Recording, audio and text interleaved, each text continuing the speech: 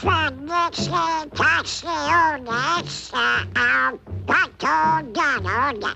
Oh, felicitations to Donald Duck on his birthday, finding a content from his friends in Latin America. Oh boy, what a pleasant surprise! Whoops! Oh no, isn't that wonderful? Which one should I open first? My mama told me to take this one. I wonder what's in it. Oh boy! Oh movies! Just what I wanted! Wow! The doggone! Another penguin! Oh, what a cute little fellow!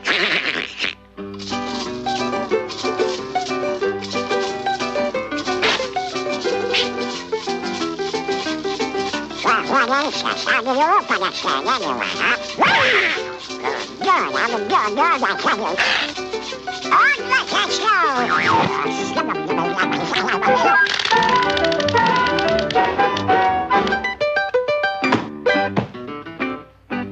The show must go on.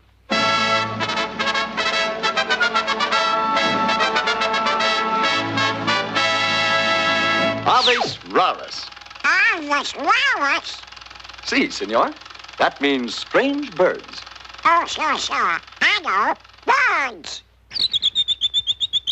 Yes, amigo, your feathered cousins. You know, Donald, you have more relatives here than there are coffee beans in Brazil. For instance, take the one who lives way down. Aha! But suppose we let my friend, Professor Holloway, tell us about it. From the beginning to... Elfin, the end. Yes, thank you. Professor? This story takes us way down to the South Pole. Rather than have you stand on your heads, let's turn the theater over. There, that's better. Two things you will find most of down here are ice and penguins. It's amazing that anybody would want to live here, but most penguins wouldn't live anywhere else. You couldn't find better weather for fishing, skiing, tobogganing, or swimming. And there is nothing the average penguin likes better than a day at the beach. But come on, let's meet Pablo. He lives down at the end of Main Street. Let's go in and see what's cooking. Pablo could never remember having been warm enough. And so his closest companion was Smoky Joe, his little stove.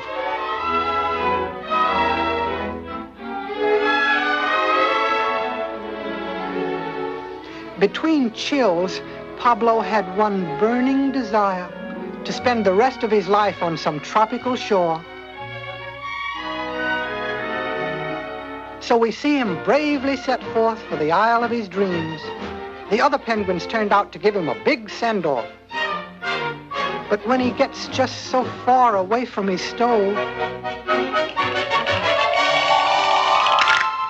see what happens?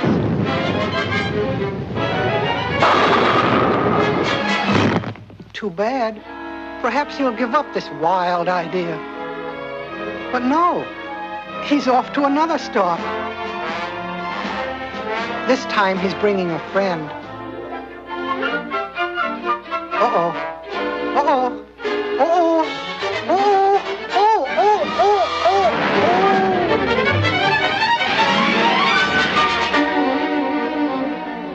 Anyway, it was a hot idea. Well, maybe he'll be content to stay at home this time.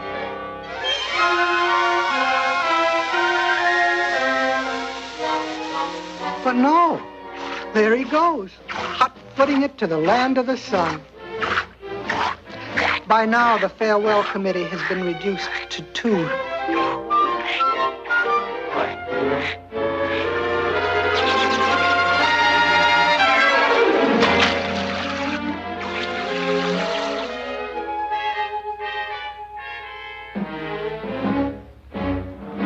discouraging, isn't it?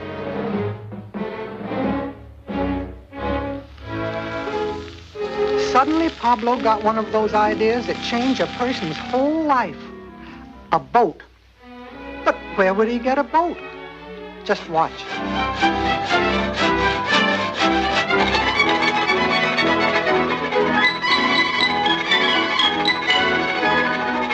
Where there's a will, there's a way, they say. And now, the official launching.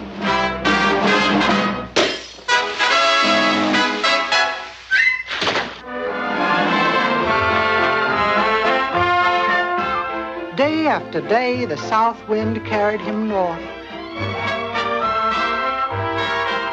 One day, a blanket of fog rolled in, and it was so thick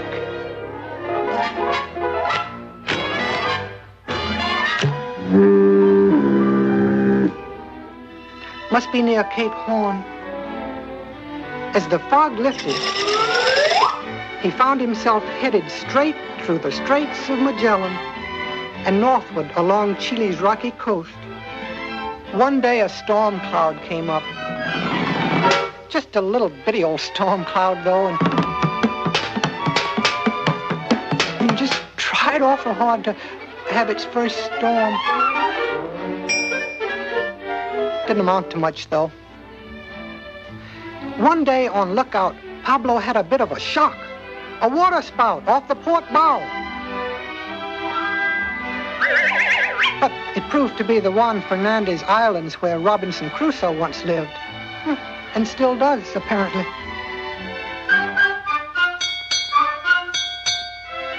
Four bells and all's well. According to Pablo's chart, he should be nearing Viña del Mar. And strangely enough, that's just where he is. He sailed past Lima, capital of Peru, hugging the coastline with a tenacity of purpose seldom found in a penguin.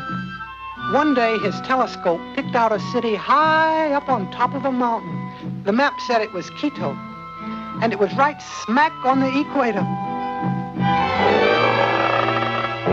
It wasn't as easy to cross, but with a little help from Neptune, he made it. So, making a left turn, he followed the equator, headed for the Galapagos Islands. Ah, that good old sun. Pablo felt that he'd never get enough of it.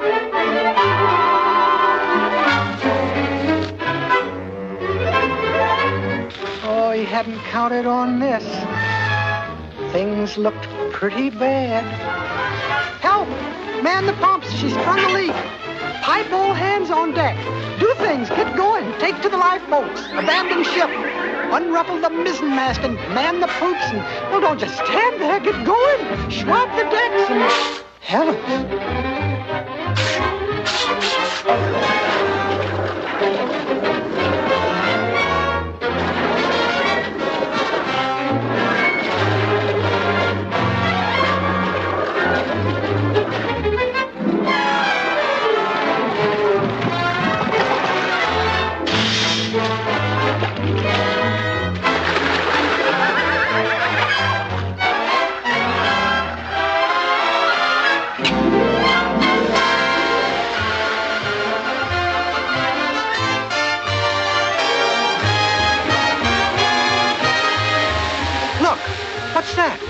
Just what he's been looking for. Pablo has finally reached the isle of his dreams.